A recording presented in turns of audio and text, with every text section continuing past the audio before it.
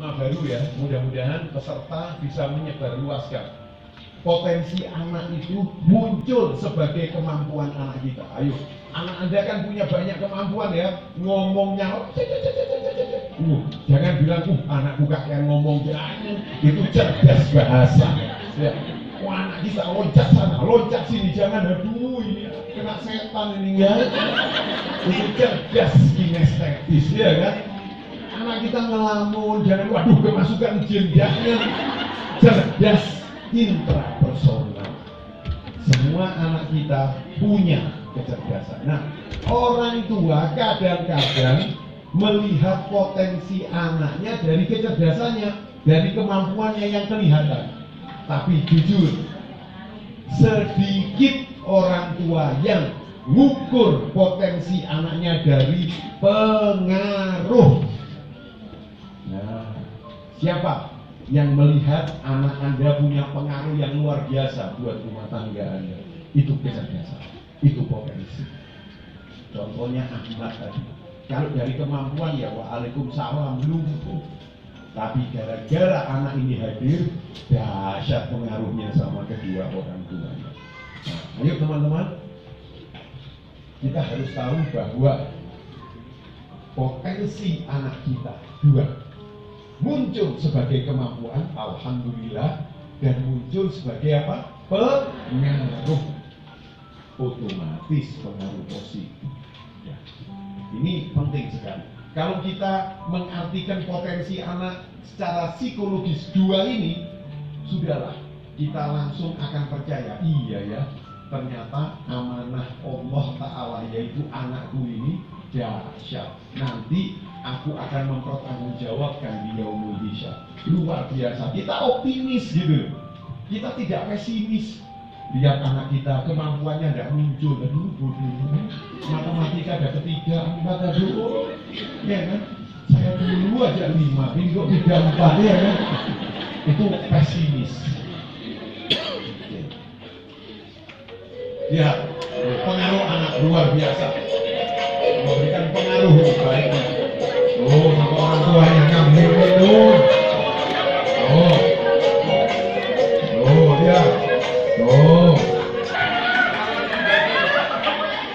Ya. Bisa ya, yang kedua ya. Potensi anak kita dari dua cabang. Kemampuan sama pengaruh. Ayo. Coba pulang dari sini. Perhatikan anak Anda, punya pengaruh baik nggak ke Anda? Nah, kalau itu punya, sudah. Itulah potensi anak kita. Yang ketiga, potensi itu ada yang mengatakan itulah bakat. Bahasa lainnya itulah fitrah.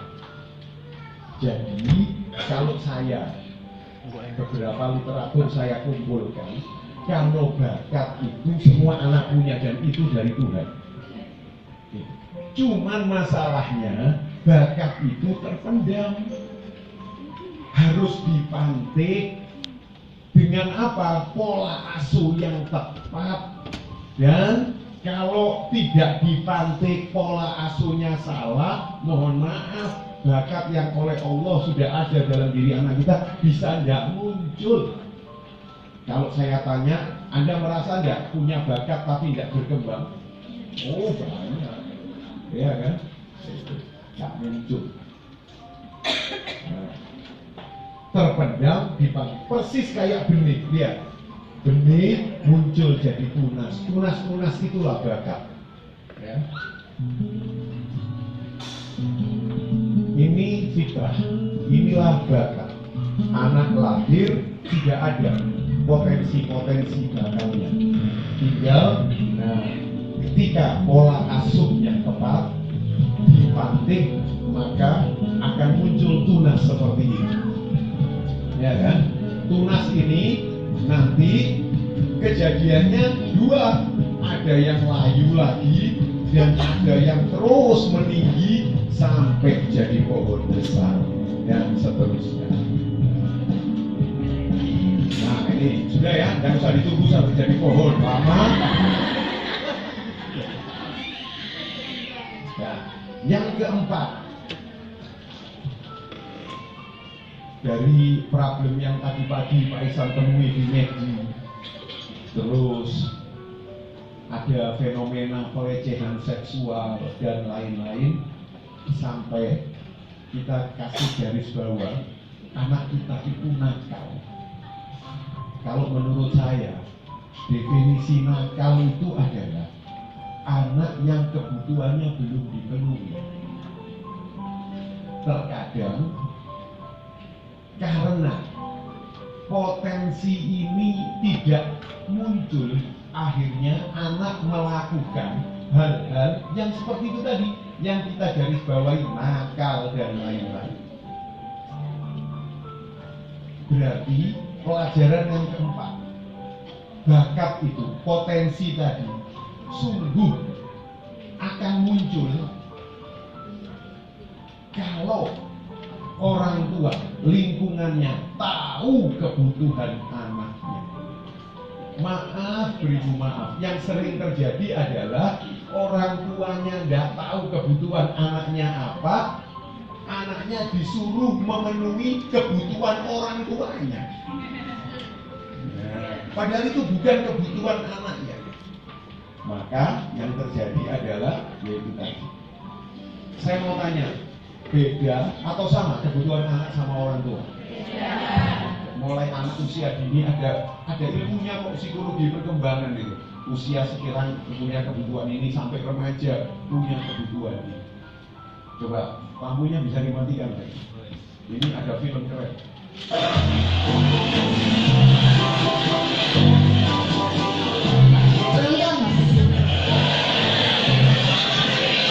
Orang tua sama anak kecil itu emang gak pernah nyambung.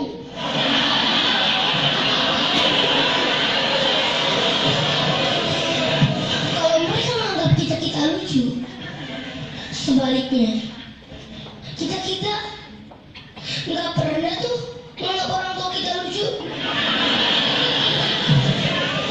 Contohnya nih, kalau orang-orang tua pada ngumpul, kita kan biasanya pada kepo tuh.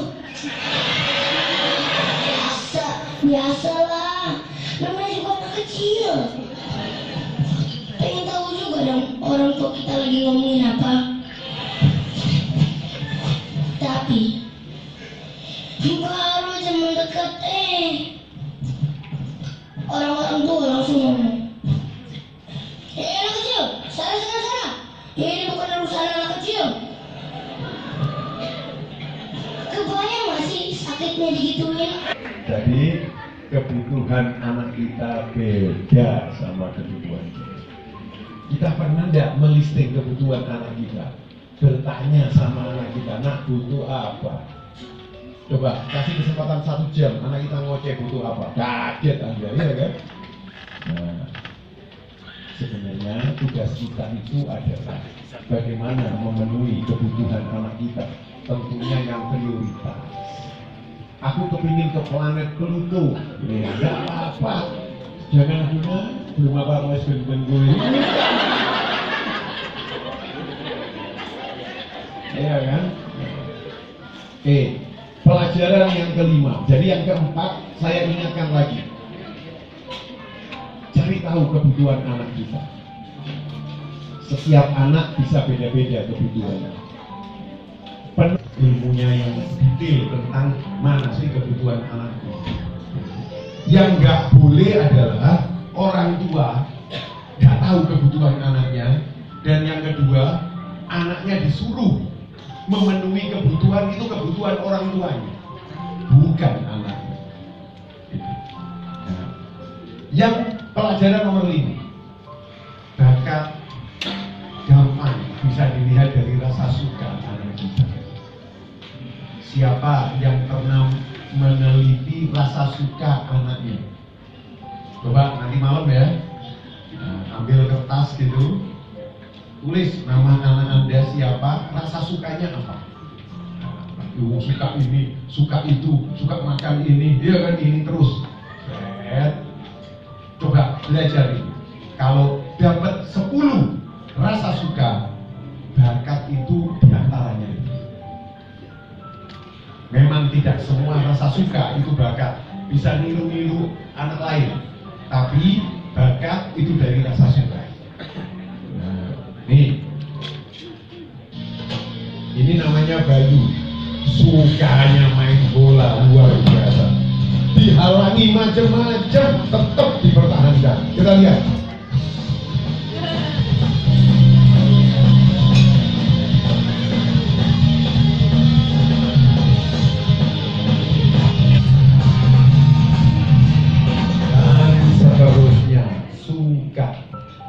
Bisa melisting rasa suka anak kita? Coba. Kalau saya, waktu putri saya masih kecil, saya selalu melisting rasa suka. Karena putri saya kan banyak hambatannya, susahnya ketemu itu. Tapi saya bisa lihat rasa sukanya apa. Nah, subhanallah, di situ pintu masuknya. Nah, yang keenam, kadang-kadang kalau orang tua peka tiap hari lihat perkembangan anaknya, aktivitas anaknya, ketemu yang saya namakan special moment, momen-momen khas. Nah, kadang-kadang special moment itulah bakat anak kita. Contoh, ini ada filmnya, special moment.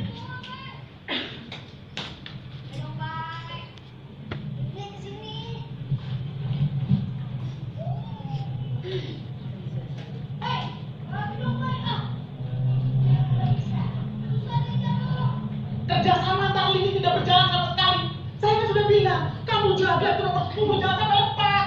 Aduh, saya kecewa bener nih. Kali ini bisa out.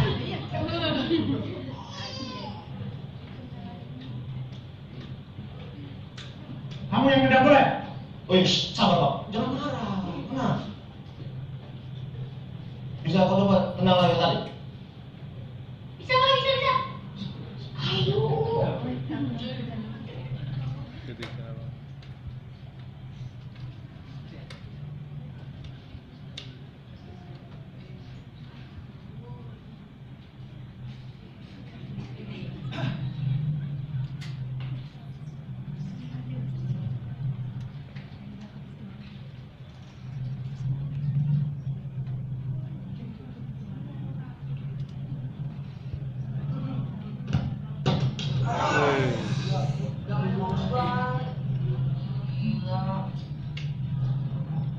Kamu dari SSB mana?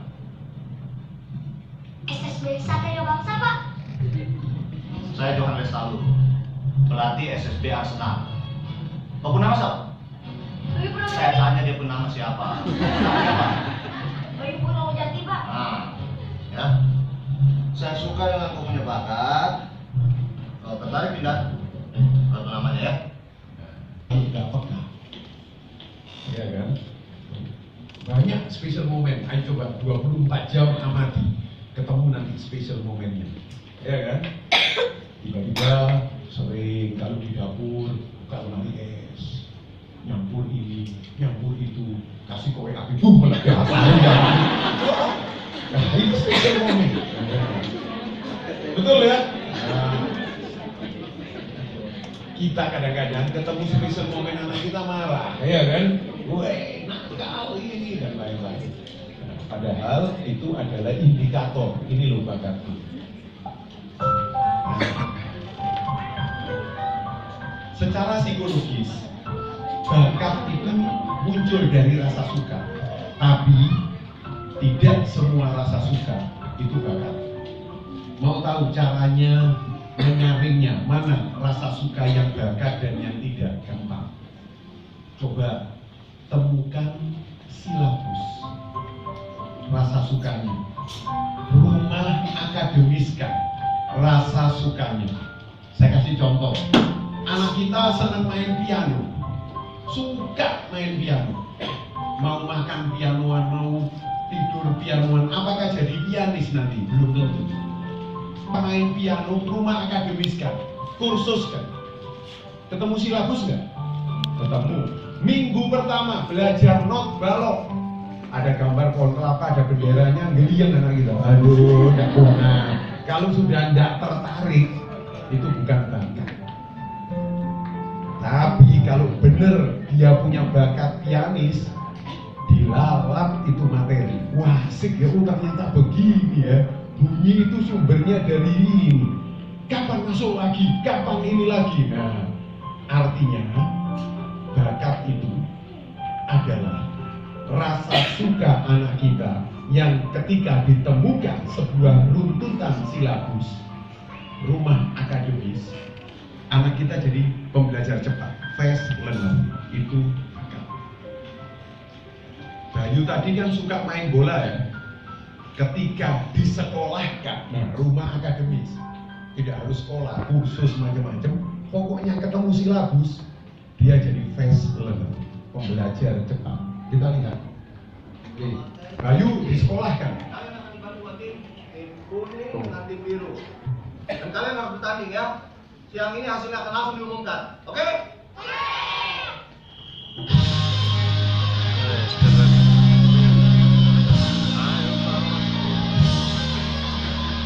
Pembelajaran cepat, lewat 1, lewat lagi 2.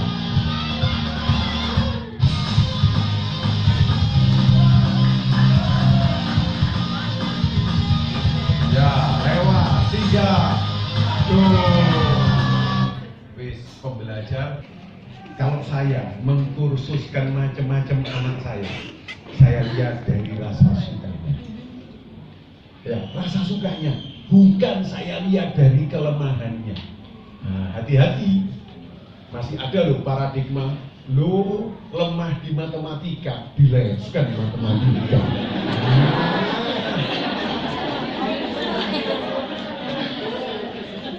Loh, itu kan umumnya mau dibalik, percaya, nggak rugi, keren. Anakku suka apa? Ya, wih, suka buat kelai. Ya, bentuk ini kursuskan kelai. Ya, anakku suka gambar, kursuskan, rumah akademiskan. Itu. Ingat, memberikan tambahan materi kehidupan. Kalau bisa adil.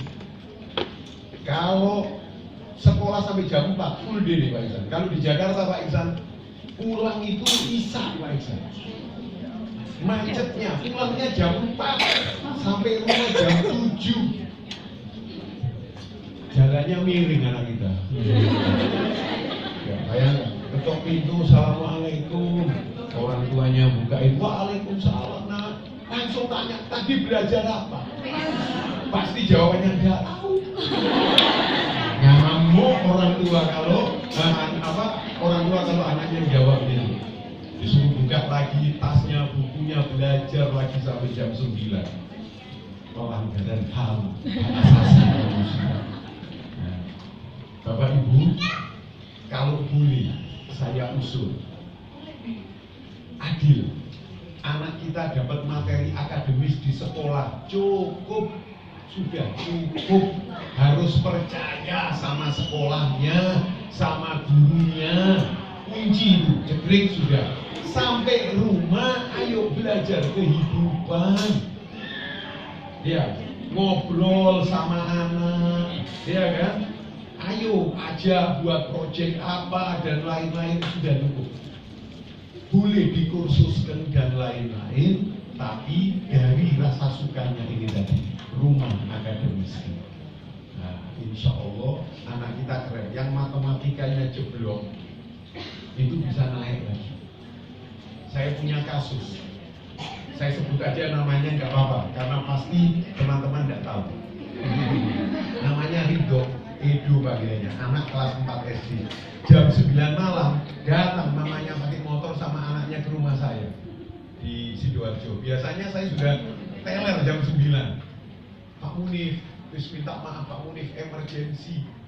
Saya lihat anaknya masih pakai baju sekolah, mamanya bawa tas ransel. Dia bilang apa?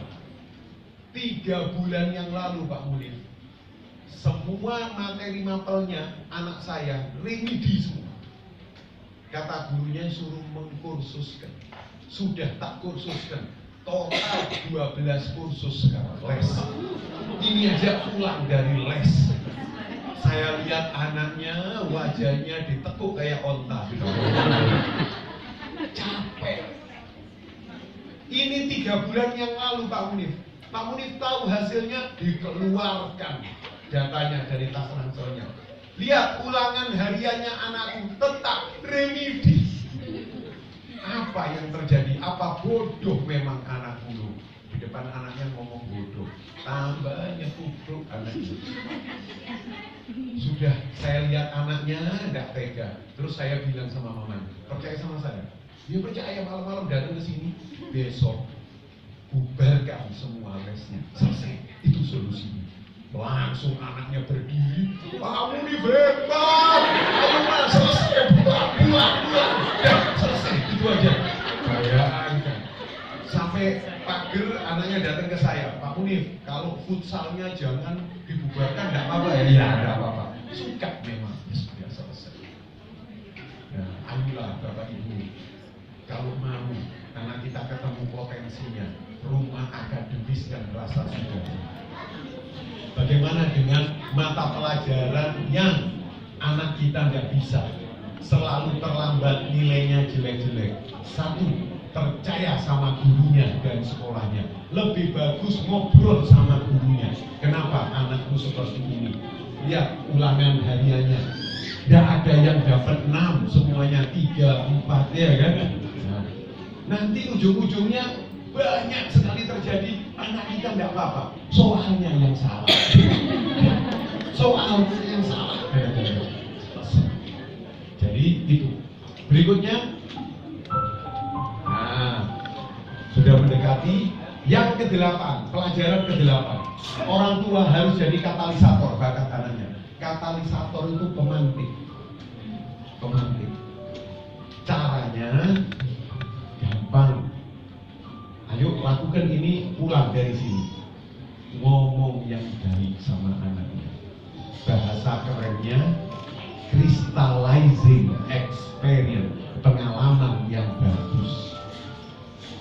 Anak kita lucu-lucu mecahin gelas, ya pecah, sabar. Masya Allah, nah, siapa licin memang gelasnya ya. Itu crystallizing experience. Kalau pegang gelas pecah, dasar lemes, ya kan? Mahal ini mama beli, 10.000 ini beli, ya kan? Dasar memang geblek, waduh kayak gitu. Itu kita memberikan paralyzing experience, pengalaman negatif. Langsung fungsi sebagai katalisator hilang. Nanti kalau terus-terusan negatif ngomongnya, anak kita punya self image negatif. Aku bodoh, aku lemah, aku nggak bisa. Ketika ada tantangan minat dari luar, anak kita langsung punya barrier, nggak mau lah. Kalau terus-terusan, nanti personality, kepribadiannya bisa negatif. Akhirnya karakternya negatif. Jadi kalau mau jadi katalisator, jangan melihat kelemahan anak kita, tapi kelebihannya anak kita, ayo disupport. Anak kita lemah dalam melakukan sesuatu, support terus. Luar biasa. Ya, disupport anak kita. Oh, sukanya dia. Starting tomorrow, Phil is going to be hosting a Three Stooges Film Festival in the TV room. Everybody's looking forward to that, right? And last but not least, the Thumbsucker Support Group is going to be having a meeting under the tree immediately following our nap time, which starts right after you guys finish your snack. So after you finish, grab a blanket, pick a spot, and we have that. Also, next week is going to be an Alpha Girls group, and we're going to have Tai Chi under the tree, and we're going to also have Pet Day. So you bring your pets in, we have pet show and down, huh? This is my bunny. His name is Tiny. I feed him a lot, 5 times a day. He poops a lot too, 6 times a day. It's like little marbles. This is my turtle Sparks. He's fast. He's the fastest turtle in the world. Go! Go Sparks, go! This is my parrot Polly. I'm teaching him to talk. Ladybug. Look, Ladija. Ooh. Beep. Okay, Becca, where's your pet? I have a tarantula, but I don't know where he is. Okay, alright. Don't panic. kamu.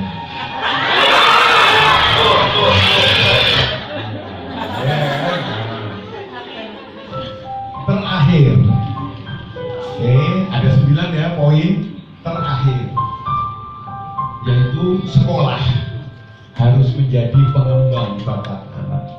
Sekolah. Jadi kalau saya mendesain sebuah sekolah 50% 50% materi pengembangan bakat, 50% materi akademis.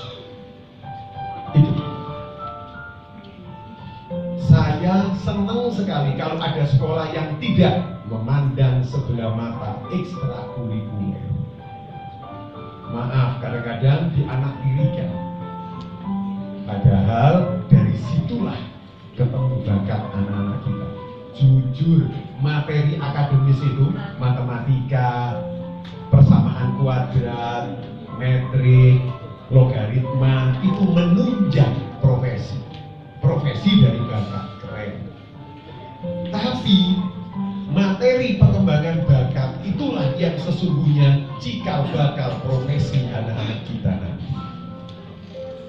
Jangan dibalik 24 jam atau jam 7 sampai jam 4 sekolah itu isinya materi akademis semua, padahal itu hanya materi penunjang. Kapan materi pengembangan bakat? Kalau saya ekstrakurikuler itu tak suruh milih anak-anak. Bayangkan, ada sampai siswa yang tidak bisa memilih.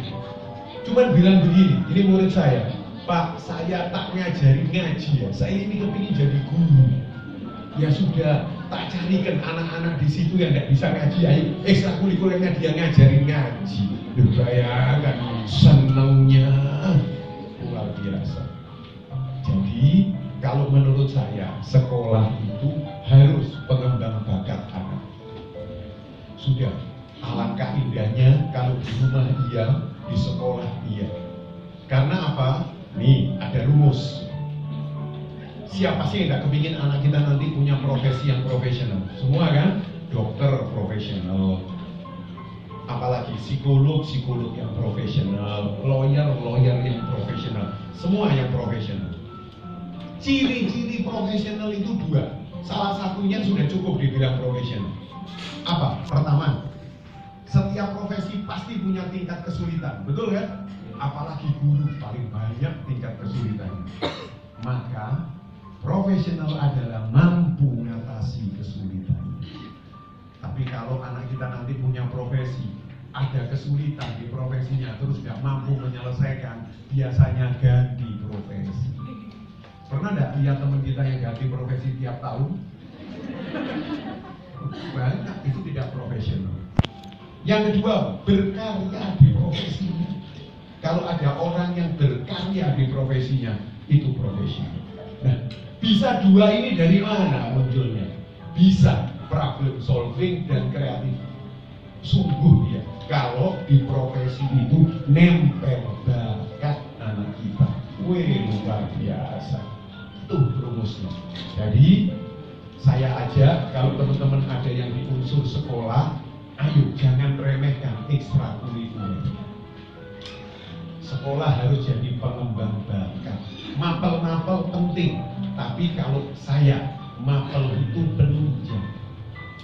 Penunjang apa? Nanti anak kita di profesinya butuh apa? Profesi dibungkus oleh bakat, jadi profesional. Sesederhana itu. Nah, lihat, nih, ini support, ya. Gagal. Oke, self image. Ya kan? Nah, ketika diberikan crystallizing experience self image. Oke, selesai teman-teman, ada 9 poin mau mengenal anak kita secara psikis. Nah, mudah-mudahan ini sebagai pengantar ya Pak Iksan untuk pertemuan kita pertama. Nah, tolong tugasnya, tugas, enggak tugas. Munculkan hobi baru saja. Kita orang tua, Asril harus menikah dulu. Bisa nggak teman-teman membuat kolom pertama rasa suka anak? Terus buat kolom kedua, mana yang merupakan bakat, mana yang bukan. Mungkin hanya niru-niru teman-teman. Ciri-cirinya seperti yang tadi materi. Nah, mudah-mudahan materi ini nanti bisa dikenalkan ya sama panitia karena itu nanti teman-teman kalau bisa satu nulis nomor handphone sama email. Email kita akan buat mengirim materi, nomor handphone akan dimasukkan dalam grup WhatsApp yang mana nanti kita akan sharing tiap hari, kita sharekan quote-quote pendidikan praktis. Contohnya seperti ini ya. Nah ini bagaimana memilih mainan kayak gini ya, quotes. Ada gini, anak kecil tidak cinta dunia, quotes seperti ini. Mengapa anak berkelahi? Nah, ketika membaca ini ya mudah-mudahan Anda tidak ikut berkelahi dan lain-lain. Nah, kalau teman-teman mau silahkan quote-quote seperti ini bisa didapat lewat materi kita ini Kongko parenting ya Mas Asri ya.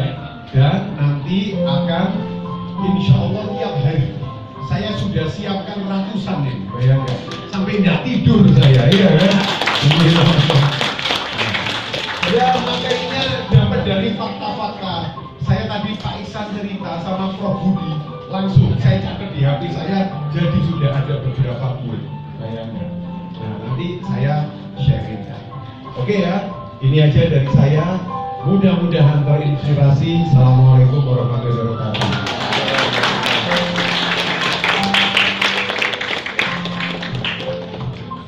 Boleh applause sekali lagi untuk Pak Munif Khatib. Saya menjadi pengen punya anak ini. Oke, kita ada sesi diskusi mungkin karena ada masih beberapa waktu ya Bapak Ibu. Tapi mungkin nanti tidak bisa semuanya ya, hanya beberapa saja. Tenang saja, kalau misalkan Bapak Ibu masih ingin banyak pertanyaan, masih pengen banyak diskusi, silakan di stiker yang sudah dibagikan sama Desa ini ada Bapak Ibu. Nah itu ada alamat sosial media kita. Silakan di add, silakan di follow. Ada juga milisnya. Nah dan yang terpenting tadi ada juga silakan serahkan nomor HP ke panitia yang ada WhatsApp-nya ya. Biar nanti kita bisa diskusi lebih intens lagi di WhatsApp. Kalau yang belum masih nomor WhatsApp silakan boleh diserahkan ke panitia ya. Atau kalau mau update lewat sosmed juga silakan. Baik, sesi diskusi silakan. Siapa yang ingin? Ya, satu Ibu. Ada lagi? Oh, dua. Ada lagi? Oh, Pak Budi langsung. Boleh, tiga dulu ya. Baik, silakan. Dari yang belakang dulu silakan. Terima kasih. Assalamualaikum warahmatullahi wabarakatuh. Saya Emi Ismiati. Pertanyaan saya mengenai mungkin ditujukan kepada Pak Iksan atau Pak Munif, monggo. Ada fenomena atau mungkin kita juga sering mengalami ada rekan guru yang ada anak-anak tertentu ini yang aktif dalam ekstrakurikuler, kegiatan OSIS, pasti anak-anak tersebut itu berulang-ulang kali. Sehingga seringkali anak-anak ini jarang atau mungkin ya jarang sekali mengikuti pelajaran di kelas, sehingga ada guru-guru tertentu itu yang bolak-balik ekstra nggak tahu ikut pelajaran saya gini. Ada yang kelihatannya seolah-olah dalam tanda kutip ini kurang menghargai ekstra tadi, padahal menurut pandangan saya mungkin dunianya anak ini mungkin di ekstra itu, tetapi guru yang bersangkutan terutama bidang-bidang eksak ini